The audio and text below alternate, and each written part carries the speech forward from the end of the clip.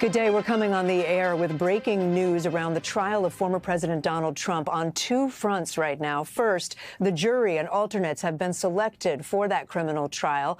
We'll get to that in a moment, because also just a short time ago, a major law enforcement presence began at that courthouse, a very disturbing incident after someone apparently set themselves on fire outside of that very courtroom in that courthouse. Let's get right to Vaughn Hilliard.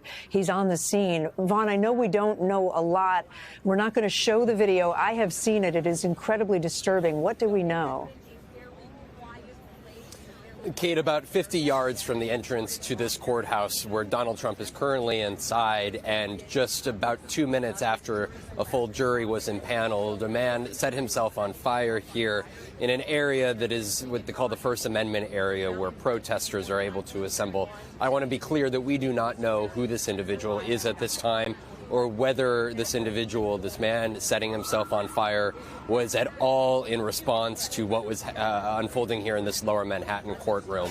He was on fire for several minutes here before police officers were able to put out the fire on top of him.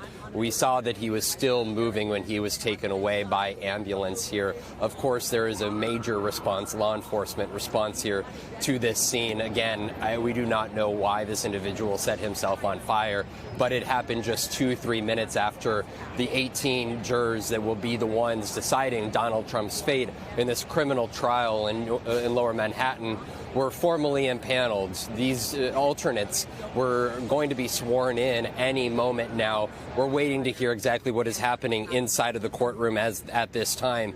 This is a major moment. Donald Trump, the first ever former president of the United States to stand criminal trial. We expect opening statements to begin Monday morning. We have a jury of 12 individuals, 7 men, 5 women, and then we have 6 alternates. We expect, again, opening statements to happen Monday morning. But I got to tell you, Chris, again, this man setting himself on fire just about 50 yards from the entrance of the courthouse. We are told that inside that sirens could be heard, multiple ambulances responding to the scene.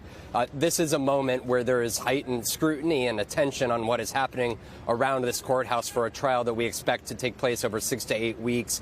Again, this was happening inside of an area, Kate, where protesters are allowed to convene. We have seen pro-Trump individuals, anti-Trump individuals, but we do not know what led this man to take this sort of an action here on this Friday morning.